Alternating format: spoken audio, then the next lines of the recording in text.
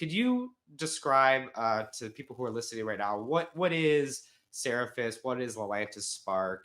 Why might they be interesting to Monero? And what's the broad differences between the two? Okay, so Seraphis, Lelantus, and Lelantus Spark are transaction protocols. You can think of them broadly speaking as like the next generation of transaction protocols after RingCT, which came after CryptoNote. So I suppose the critical difference between RingCT and these new protocols is that the new protocols involve a redesign of key images. And this redesigning key images allows us to kind of extract proofs about key images out of the proofs about where your outputs that you're spending come from. So the membership proof that shows that when you're spending an output, it comes from the ledger.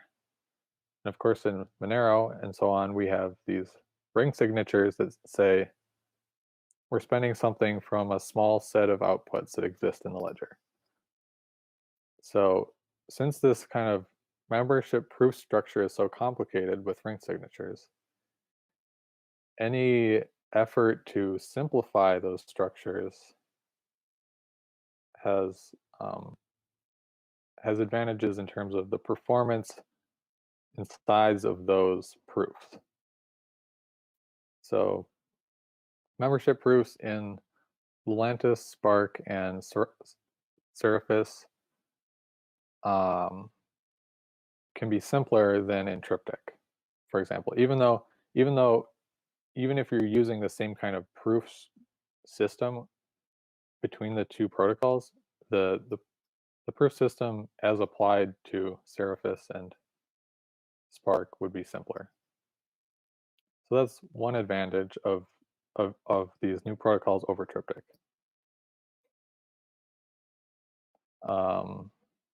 Another advantage is that the way you construct outputs can be more arbitrary. So since the proofs about your outputs that you're spending are divorced from the proofs about their membership within the ledger, you can make more complicated statements about those outputs. And this means you can construct recipient addresses that are recorded in outputs, so the one-time addresses. You can construct these in more complicated ways that have beneficial properties. So this is where we get to the part about how multisig in Triptych is somewhat problematic from an implementation standpoint compared to how we have it currently in RingCT. So in Triptych, we have these key images that, since the proofs about the key images are embedded in membership proofs,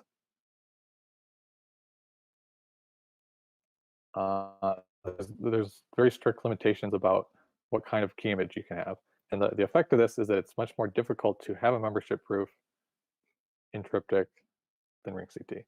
But since in these new protocols, the proofs about the key images are extracted from the membership proofs, we can now have multisig that is just as simple as it is currently in RingCT. Beyond that, by separating these proofs, there are several other properties that we can get. So by separating the proofs, you can actually construct the proofs separately. So one thing you can do is you can construct a proof that says I'm spending an output, but you don't immediately create the proof that says it exists in the ledger. So you can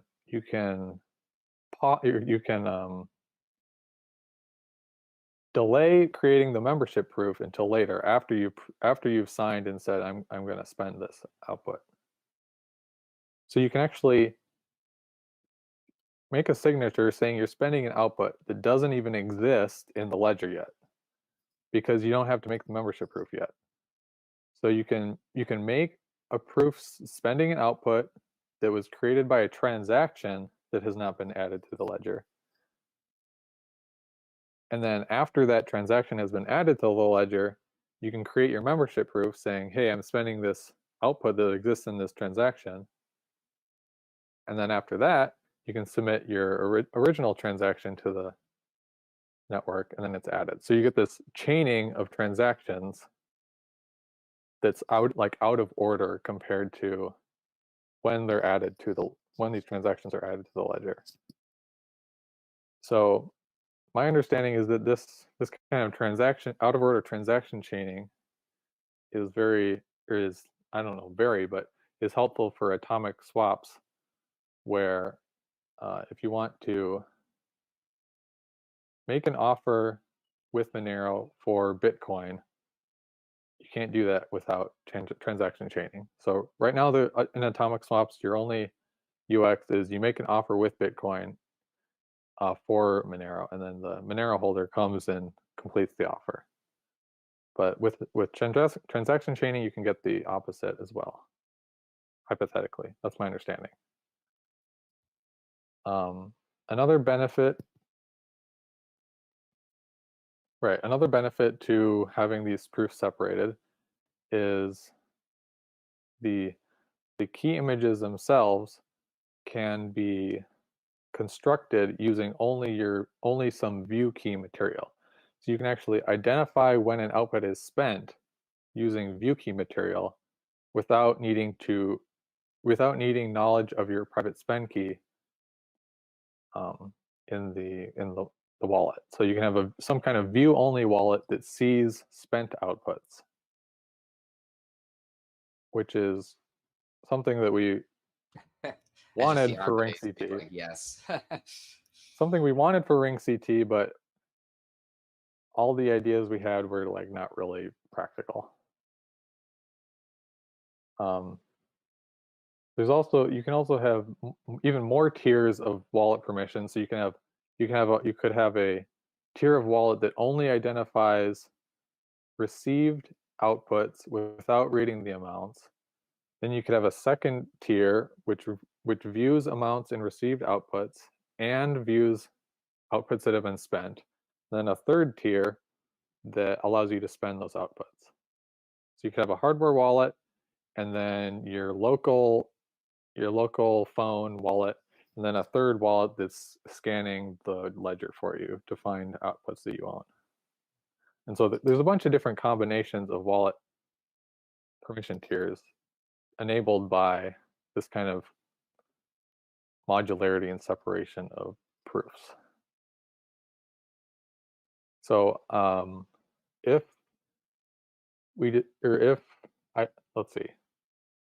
we want to pursue these new protocols, there's actually a big decision that has to be made about what kind of new addresses to use. New address.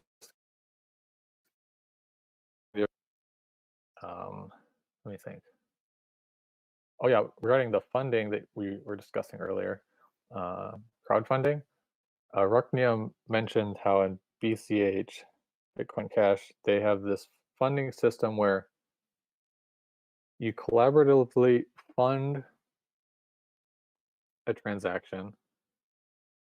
So you have this transaction proposal that pays outputs to the fund requester or whatever, and then people can contribute outputs, spent outputs to that transaction, and only when enough funds have been assembled can the transaction be submitted.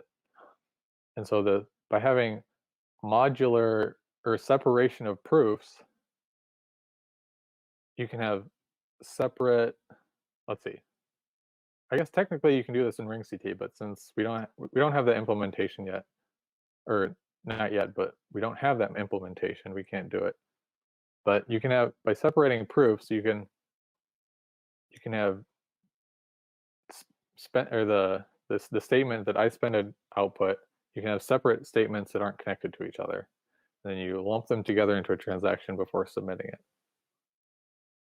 So this kind of allows you to contribute funds without, and then later remove those funds from the transaction if you change your mind before it gets fully funded.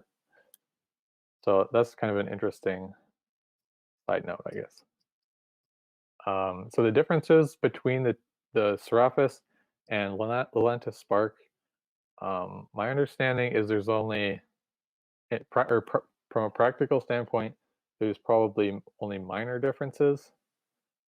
They are very similar protocols. They were kind of, the original idea that inspired them was this idea of proof separation that myself and Aram came up with independently, but around the same time. And then so we kind of, after that, we kind of had a lot of discussion to figure out the new key images, or how to construct key images so that they work well with this proof separation. So we have a lot of overlap, I guess. The previous, or last week, Spark and Seraphis were, or from my point of view, they were equivalent. But after a recent protocol fix to a problem that was encountered, there's been a little divergence, but overall they're very similar. In practice, there might be slight verification or size differences, although I'm still in the process of building prototypes to actually do performance testing and so on. But yeah, there aren't too many differences too. So yeah, that's all I have to say. Thank you, Ko. Does anyone have questions for him on what is, you know, what's going on in this sort of research? I mean, it's so new. I would say that, and like the Lelantus Spark paper is now out for people to review, and that has all the security proofs in it. Although, of course, they needed to make the change so that people with the view key couldn't burn other people's funds, which is a very important security feature that was not covered in the original version. Um, so clearly, these things need some extra review, but ultimately, they have very good promise, I would say, to improve Monero. The consequences, Ko said, is that you would need new Monero receiving addresses to continue using, this improvement. But any questions from anyone else here on Monero Meet on what the Lelantus Spark and Seraphis are? No, I just have one. In the case of that possible feature that where you could gather a lot of funds and it doesn't unlock until you reach the threshold, kind of like a Kickstarter thing. What happens with the funds if you don't reach that threshold? They just remain stuck. The funds are just outputs you own. They're just normal Yeah. outputs, and then you say, I'm going to spend this, and then you send a proof to the funder or fundee, and then they hold on to this proof and submit it later once they have enough to fill the balance of the transaction. So you could just make another transaction with that output before the funding output or transaction is submitted. But one problem I noticed with this is the fundee could just fill the transaction with their own funds to get like some fraction that was funded by other people. So it's kind of has that risk to it. Interesting point. Yeah, it's good to think about that ahead of time.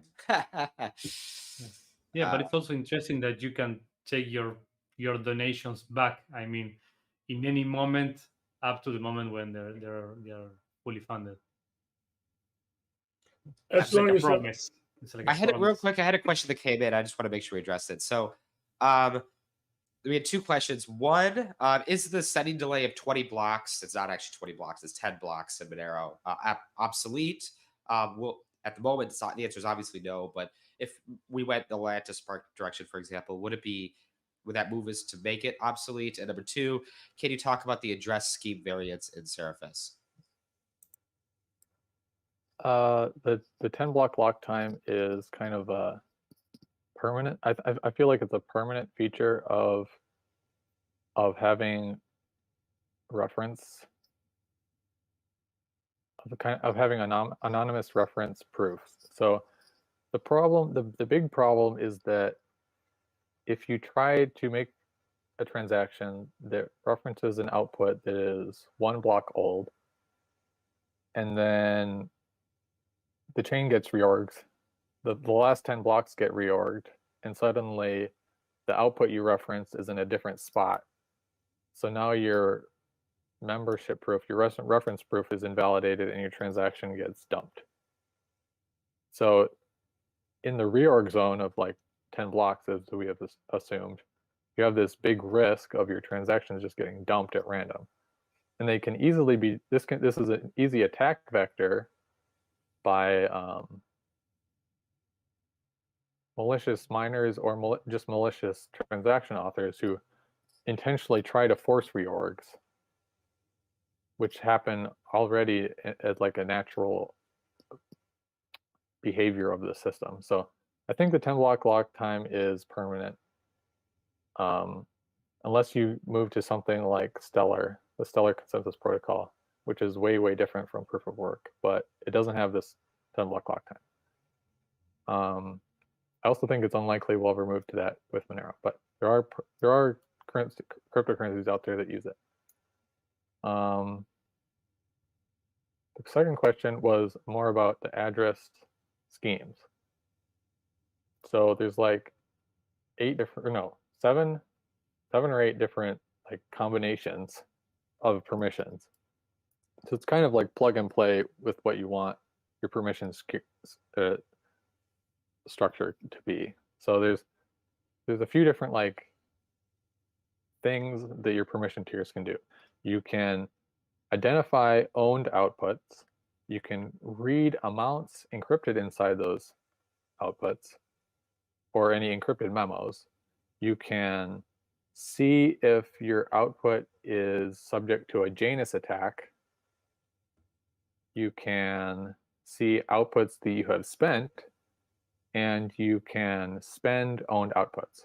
So these 5 things are, you can kind of mix and match amongst 3 different permission tiers.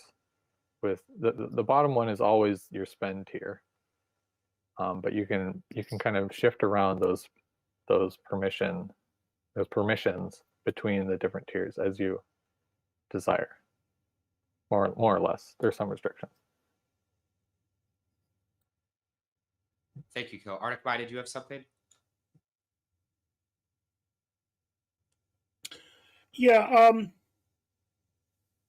I was actually going to ask about another question, and that's to do with the.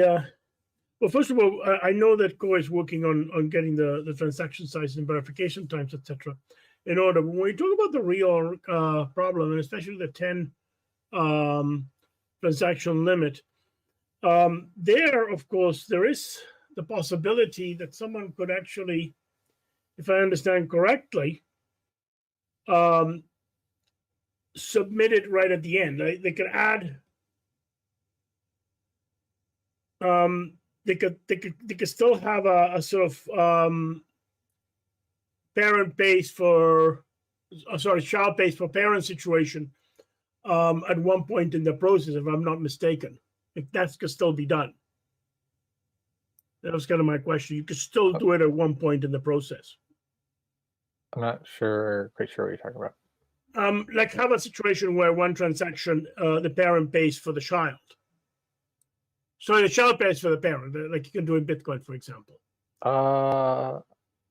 Maybe, I don't know. I just realized one thing you can do with this, with these new protocols, is you can delegate your membership proof to the recipient of the transaction.